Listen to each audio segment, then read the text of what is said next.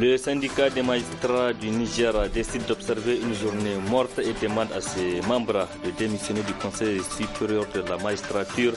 Le Saman s'insurge contre les dernières affectations des magistrats. Précision dès le début de ce journal. Les arriérés des enseignants-chercheurs des universités de l'intérieur du pays sont réglés. C'est le ministre des Enseignements supérieurs qui l'a dit au cours d'un point de presse ce samedi.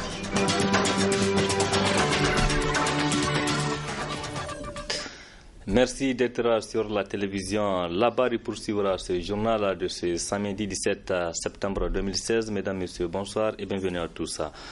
Je le disais dans les titres, le syndicat autonome des magistrats du Niger, Saman, a dans une déclaration cet après-midi dénoncé le dysfonctionnement et certaines irrégularités constatées, notamment dans les dernières affectations des magistrats. Un extrait de cette déclaration lu ici par le secrétaire général du Saman, Ayouba Hassan. Le 9 septembre 2016, soit moins de 2 mois après, le Ben Saman apprenait avec stupéfaction, au sortir d'une session du CSM, tenue toujours au palais de la présidence, le maintien de la personnalité en question avec son repositionnement à la tête du Conseil d'État, juridiction à enjeu judiciaire plus important que la Cour des comptes, en violation flagrante des articles 31, 42 et 43 de la loi 2013-02 du 23 janvier 2013 sur le Conseil d'État, la nomination d'une autre personnalité du sérail du pouvoir à la tête de la Cour des comptes et d'autres militants des partis politiques en qualité de conseillers.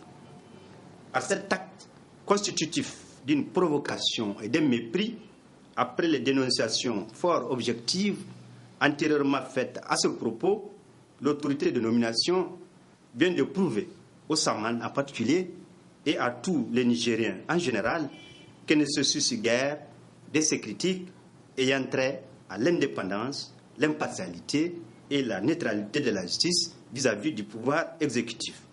En tout état de cause, étant plus que jamais déterminé à œuvrer pour une justice indépendante et impartiale dans notre pays et soucieux de la préservation de l'état de droit et de la légalité, le Ben Saman 1 dénonce la violation flagrante de dispositions des lois déterminant la composition, l'organisation, les attributions et le fonctionnement du Conseil d'État et de la Cour des comptes relativement à la nomination de leur premier président et exige en conséquence le retrait des décrets portant leur nomination. 2. Décide d'observer une journée justice morte. 3. Demande à ses militants membres du CSM de démissionner de cet organe désormais inféodé à l'exécutif. 4. Invite toutes les structures de la famille judiciaire et toutes les organisations de la société civile œuvrant pour la défense et la préservation de l'état de droit à lui apporter leur soutien pour faire échec à ces manœuvres visant à démanteler ce dernier rempart contre l'arbitraire et l'injustice. 5. Rappelle une fois de plus au président de la République son serment confessionnel de respecter et faire respecter la Constitution, notamment en ses dispositions relatives à la séparation du pouvoir et à l'indépendance de la justice. 6. Enfin, décide de saisir les instances internationales en matière de protection de l'indépendance de la justice, à savoir les Nations Unies, les associations des hautes juridictions de l'espace francophone et l'Union internationale des magistrats pour dénoncer cette violation des principes cardinaux sur la justice et l'état de droit. Rendez-vous donc à la fin de ce journal pour suivre l'intégralité de cette déclaration rendue publique cet après-midi par le syndicat autonome des magistrats du Niger, le Saman.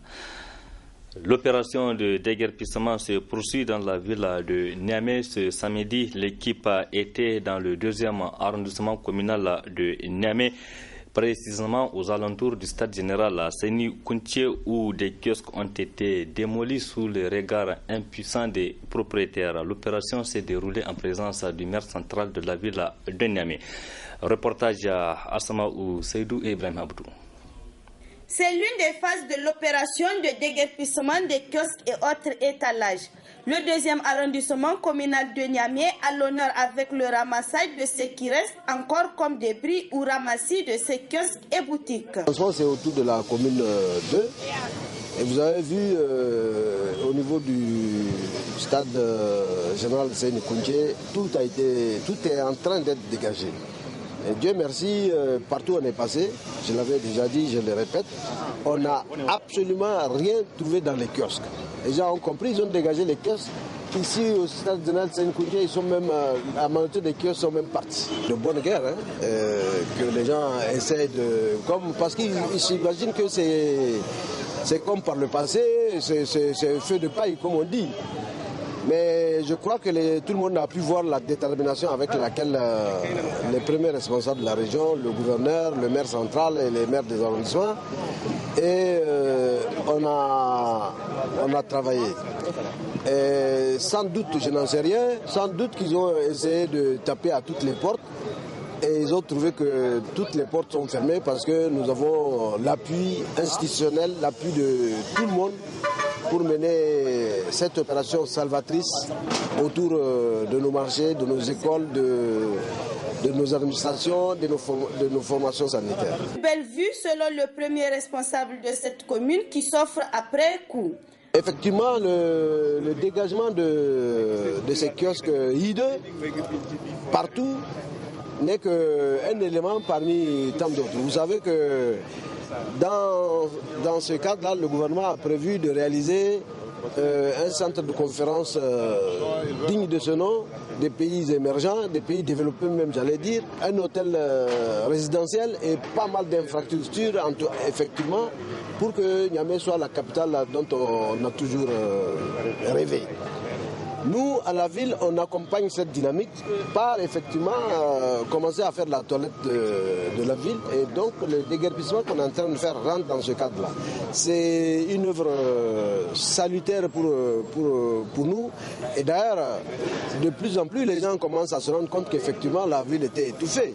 Vous allez vous passer dans une rue aujourd'hui, vous allez vous demander même est-ce que c'est la rue que je connais. Tellement elle est devenue subitement vaste, aérée et agréable à passer. La grosse interrogation à présent est celle non seulement de la relocalisation de ces déguerpis, mais aussi la pérennité d'une telle opération.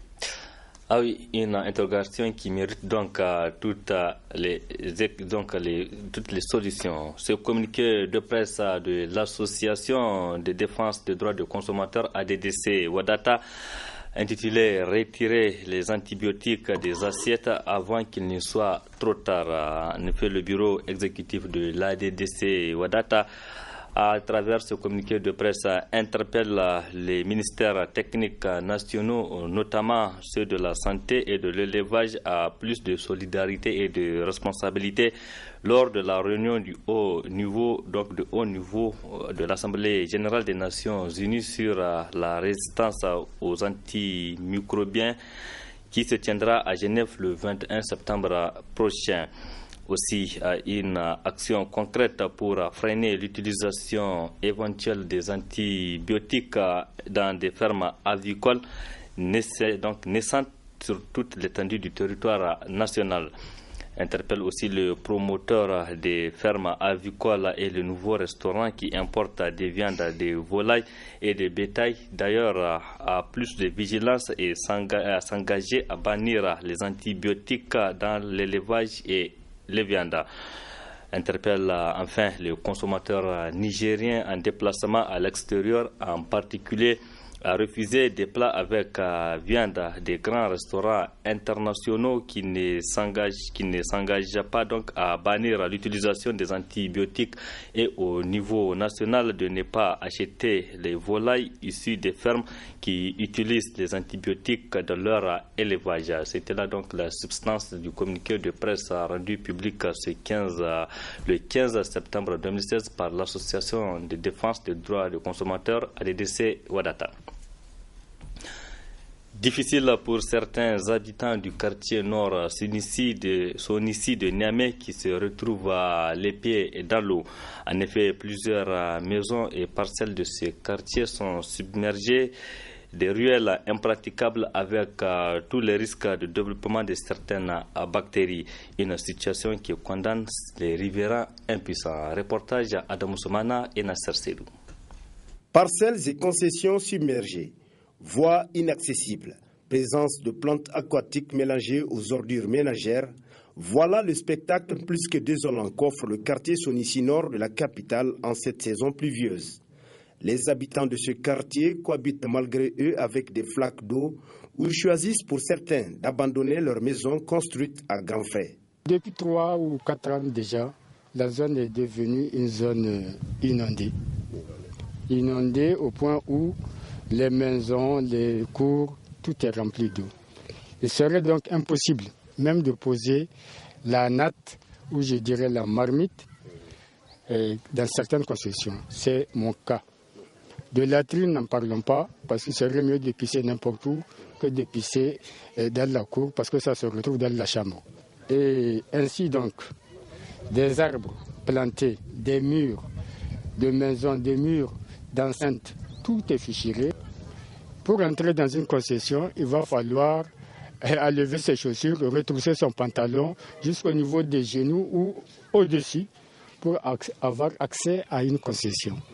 Et je ne sais pas d'ailleurs si ce n'est pas seulement pour arracher ce qui doit être pris avant que l'eau ne l'emporte. On ne doit pas nous négliger pendant 3-4 ans dans ce déluge-là. Que ferons-nous de nos familles? Où faut-il mettre les familles? Là où on a tout investi, souvent même à coup de crédit, et c'est le cas de beaucoup de gens. J'en ai mis l'an passé 600 000 francs de remblai pour l'intérieur de ma concession. Aujourd'hui, la concession est au moins à 50 cm sous l'eau. Le calvaire est indescriptible.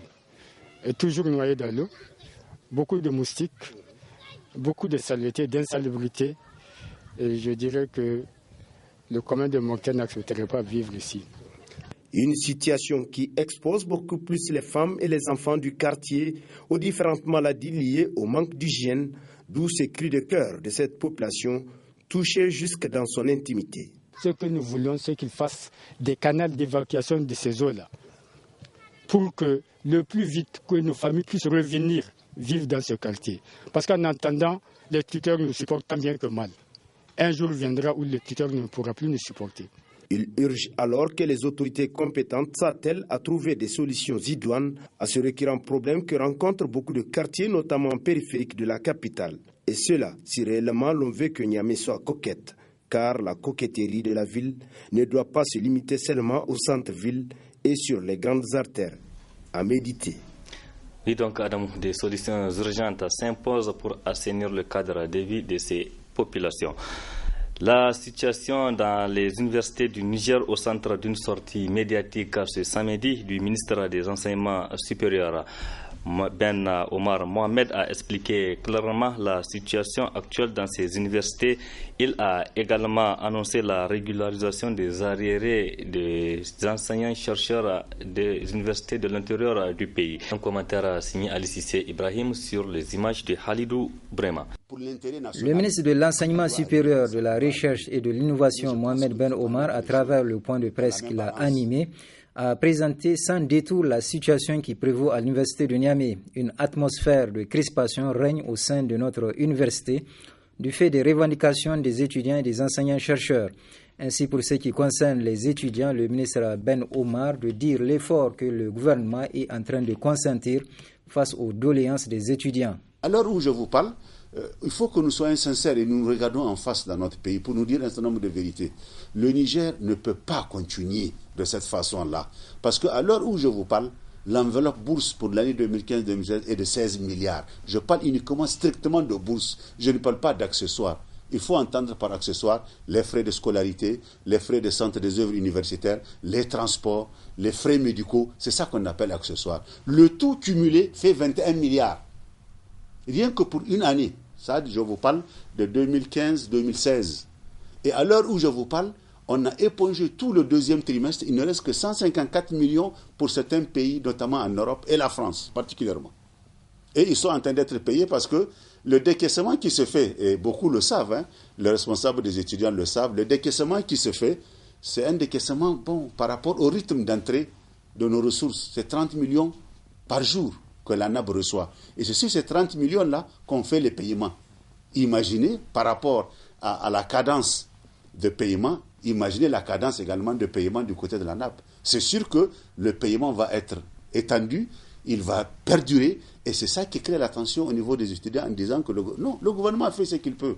Ensuite, pour ce qui touche les enseignants-chercheurs, le ministre Ben Omar de préciser que leur revendication n'a plus sa raison d'être du moment où le gouvernement leur a donné satisfaction. En ce qui concerne la prime de recherche sur les fonds PPTE, comme on a l'habitude de donner au niveau du ministère de l'Enseignement supérieur, j'ai pris 100 millions, je dis, il y a 2 mois d'arrêt qui se dessinent à l'horizon au niveau de Tawa. Immédiatement du retour du bac, j'ai fait escale à Tawa pour visiter l'université de Tawa. Le lendemain, j'ai instruit le DRFM et j'ai fait les engagements pour 34 millions pour l'université d'Ottawa qui éponge, c'est 17 millions par mois en termes de primes de recherche.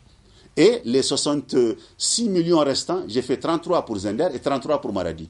Mieux, quand je suis arrivé à la dernière libération, c'est 140 millions que j'ai viré uniquement pour Zender. C'est là où on a plus de 6 mois d'indemnité, de retard d'indemnité de ce qu'on appelle prime de recherche. J'ai épongé totalement ces 6 mois quand vous ajoutez les 2 autres mois que j'ai déjà envoyés. En ce qui concerne les salaires, à l'heure où je vous parle, les 4 mois d'arrêt de salaire, les 4 mois d'arrêt sont payés, puisque la transaction bancaire a été faite de la Sonibank, de Cobank à Sonibank. Et à partir, depuis avant-hier, normalement, ils sont censés les toucher. Et toute la grève du SNEX a été bâtie, la charpente a été bâtie sur la revendication de Zender. Donc moi, j'estime qu'à l'heure où je vous parle, il n'y a plus de revendication, et toute cette revendication tombe d'elle-même. Ainsi, selon le ministre Ben Omar, il est grand temps de libérer l'enseignement supérieur de ceux qui veulent le prendre en otage. Le ministre de l'Enseignement supérieur d'annoncer également la tenue dans les prochains jours d'un forum qui traitera de la réforme de l'enseignement supérieur. Les militants de l'Alliance pour l'émergence du Niger, Amin de Ladan Tchana, de la coordination Kwarategi, restent et demeurent militants de ce parti, contrairement à l'information qui fait état de leur ralliement à un autre parti. La dite coordination a apporté un démenti ce samedi à travers une déclaration résumée ici par Arieta Salah et Aboubakar Souley. Cette déclaration est celle d'un démenti formel sur une prétendue défection au profit du ralliement à une formation politique. Une déclaration qui émane de la coordination Amin de Kwarategi. Réunie ce samedi 17 septembre 2016, la coordination Amin de Kwarategi, après analyse de la situation politique née la prétendue défection de certains de nos membres, faisons la déclaration suivante. 1. Affirmant avec force que les auteurs de cette déclaration ne peuvent en aucune façon agir au nom de notre coordination, car leur position de militants fantômes qui les a toujours confinés dans une situation marginale ne les a jamais permis d'accéder à aucune responsabilité au sein de la coordination et des structures qui la composent. 2. Assurant les responsables du parti en général, à ceux de la sous-section Niamey 2, en particulier de notre indéfectible soutien à l'Alliance de mouvements pour l'émergence du Niger, Amin. Constatant que la départ en fanfare de ces individus a permis de serrer nos rangs et favoriser de nouvelles adhésions. 3. Félicitons vivement Madame Adam Habsou pour son leadership et coaching qui sont pour nous une source d'inspiration à la demande de poursuivre son élan qui fait de notre commune le porte-étendard de notre parti à Niamey. Cette déclaration vient ainsi couper court à toute autre supputation. Ces jeunes réaffirment une fois de plus leur appartenance au parti Amin.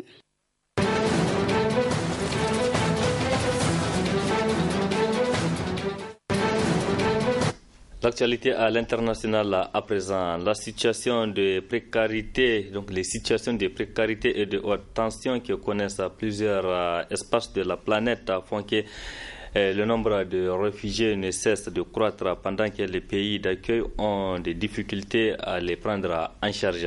C'est le cas des Somaliens réfugiés dans le nord-est du Kenya qui sont contraints à un rapatriement illégal selon Human Rights Watch qui a rappelé cette semaine à un respect de normes de la Convention de 1951 dans les soucis de respecter la loi sur la dignité humaine. Suivez plutôt. Selon l'Organisation de défense des droits de l'homme, Human Rights Watch, le rapatriement est contre les normes internationales.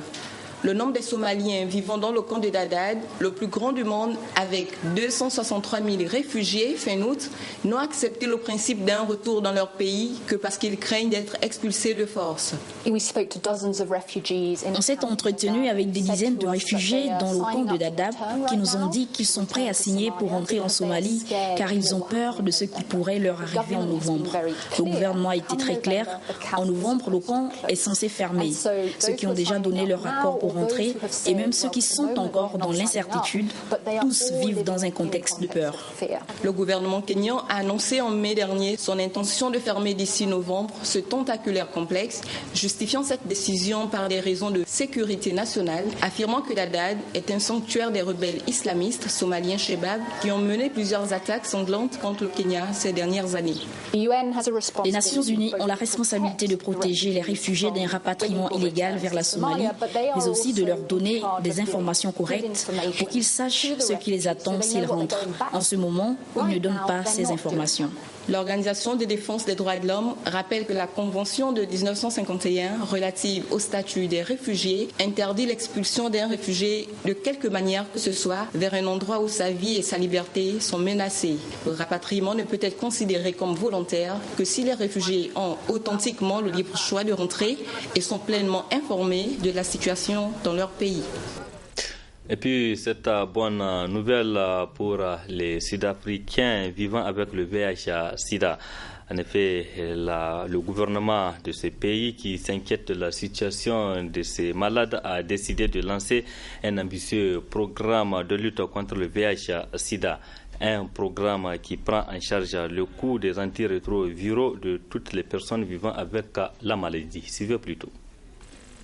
Actuellement, plus de 3 millions de séropositifs reçoivent gratuitement des antirétroviraux dans le pays. Ils sont distribués par l'État dans les centres de santé publics. Avec ce nouveau programme, le gouvernement compte doubler ce chiffre. Le traitement sera désormais disponible pour toute personne testée positive, peu importe le stade de la maladie. C'est une première dans le monde et pour cause, jusqu'à présent, seuls les patients ayant atteint un certain niveau d'infection y avaient accès sans avoir à payer. Le programme a bien sûr été salué par les différentes organisations qui travaillent dans le domaine de la santé. Celles-ci ont toutefois émis des réserves quant au financement de cet ambitieux projet ainsi qu'au problème chronique de pénurie de médicaments. La question n'est pas le nombre de personnes que vous allez mettre sous traitement, mais la qualité de ce traitement. Combien de personnes allez-vous réussir à maintenir sous médicaments sur la durée? S'interroge Anel Yawa, membre de Campagne Action Traitement, une organisation phare dans la lutte contre le sida. Mais pour Yogan Pillay, membre du ministère sud-africain de la Santé, le pays ne peut plus se permettre de ne traiter qu'une partie des patients s'il veut enrayer les nouvelles infections.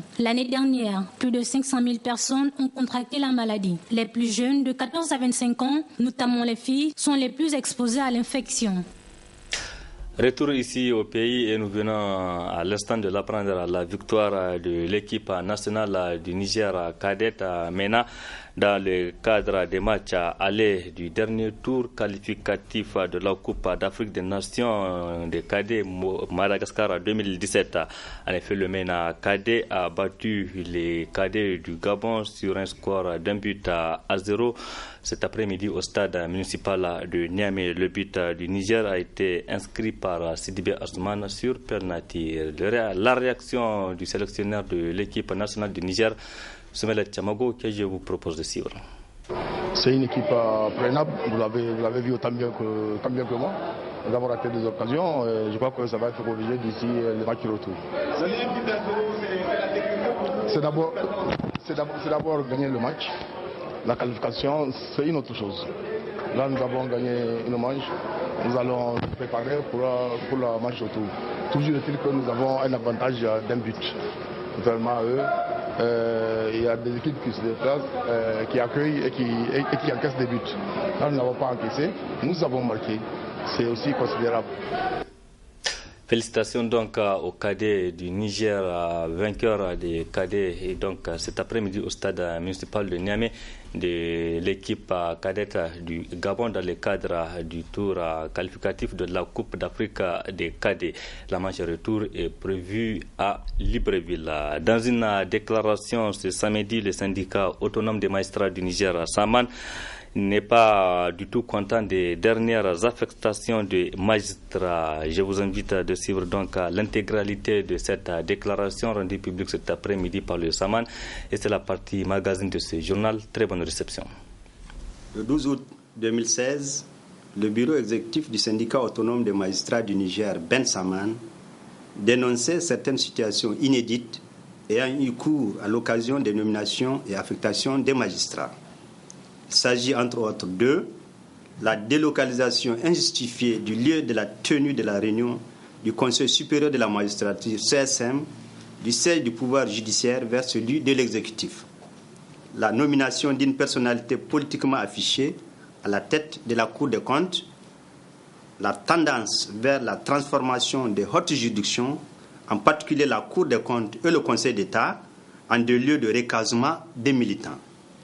Le 9 septembre 2016, soit moins d'un mois après, le Ben Saman apprenait avec stupéfaction, au sortir d'une session du CSM, tenue toujours au palais de la présidence, le maintien de la personnalité en question avec son repositionnement à la tête du Conseil d'État, juridiction à enjeu judiciaire plus important que la Cour des comptes, en violation flagrante des articles 31, 42 et 43 de la loi 2013-02 du 23 janvier 2013 sur le Conseil d'État, la nomination d'une autre personnalité du sérail du pouvoir à la tête de la Cour des comptes et d'autres militants des partis politiques en qualité de conseillers.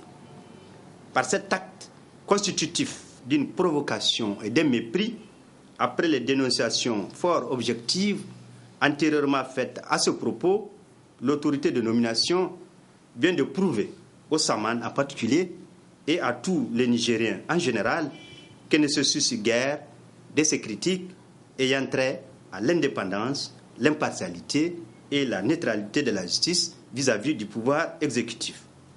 Comment dès lors peut-on parler d'indépendance, d'impartialité et de neutralité de la justice lorsqu'on nomme un candidat malheureux aux élections législatives sous la bannière du principal parti au pouvoir, président de la plus haute juridiction devant laquelle sont notamment portés les recours pour excès de pouvoir contre les décisions des autorités administratives, les recours en interprétation et en appréciation de la légalité des actes administratifs et qui connaît en plus du contentieux électoral en matière d'élections locales. Comment peut-on encore parler d'impartialité, de neutralité de la justice lorsqu'on nomme une personnalité ayant occupé les fonctions de directeur de cabinet du président de la République et surtout de ministre des Finances à la tête de la plus haute juridiction chargée de contrôler les finances publiques et de juger les comptes de l'État, des collectivités territoriales, des établissements et entreprises publiques, des autorités administratives indépendantes et de tout organisme bénéficiant du concours financier de l'État et de ses démembrements? Comment peut-on espérer une justice impartiale et neutre lorsqu'on remplit ces juridictions de personnalités dont l'appartenance politique affichée ne fait l'ombre d'aucun doute? Avec ces dernières affectations, les choses sont désormais claires. L'exécutif entreprend une infiltration massive de l'appareil judiciaire à travers la mise à l'écart progressive des magistrats professionnels en procédant à leur remplacement par des intrus, de purs mercenaires à sa solde. Pour atteindre ce dessein, l'exécutif a dû modifier en 2012 et 2013 les lois régissant les hautes juridictions. Malheureusement, dans cette fraude à la loi, des détails non moins importants prévus à l'article 43 de la loi 2013-02 du 23 janvier 2013 sur le Conseil d'État ont ont échappé à la réforme. En effet, au terme de cette disposition, le Conseil d'État en service ordinaire doit prêter serment devant le premier président du Conseil d'État. Dans ces conditions, comment peut-on nommer à la même session du CSM un conseiller en service ordinaire en tant que président du Conseil d'État sans qu'il n'ait eu à prêter au préalable le serment qui lui confère la qualité de conseiller en service ordinaire? En tout état de cause, étant plus que jamais déterminé à œuvrer pour une justice indépendante et impartiale dans notre pays et soucieux de la préservation de l'état de droit et de la légalité, le Ben Saman 1 dénonce la violation flagrante de dispositions des lois déterminant la composition, l'organisation, les attributions et le fonctionnement du Conseil d'État et de la Cour des comptes relativement à la nomination de leur premier président et exige en conséquence le retrait des décrets portant leur nomination. 2. Décide d'observer une journée justice morte. 3. Demande à ses militants membres du CSM de démissionner de cet organe désormais inféodé à l'exécutif. 4. Invite toutes les structures de la famille judiciaire et toutes les organisations de la société civile œuvrant pour la défense et la préservation de l'état de droit à lui apporter leur soutien pour faire échec à ces manœuvres visant à démanteler ce dernier rempart contre l'arbitraire et l'injustice. 5. Rappelle une fois de plus au président de la République son serment confessionnel de respecter et faire respecter la Constitution, notamment en ses dispositions relatives à la séparation des pouvoirs et à l'indépendance de la justice. 6. Enfin, décide de saisir les instances internationales en matière de protection de l'indépendance de la justice, à savoir les Nations Unies, les associations des hautes juridictions de l'espace francophone et l'Union internationale des magistrats, pour dénoncer cette violation des principes cardinaux sur la justice et l'état de droit. Vive le Saman, vive la justice nigérienne indépendante et forte. La lutte continue, fait à Niamey le 17 septembre 2016, le Ben Saman.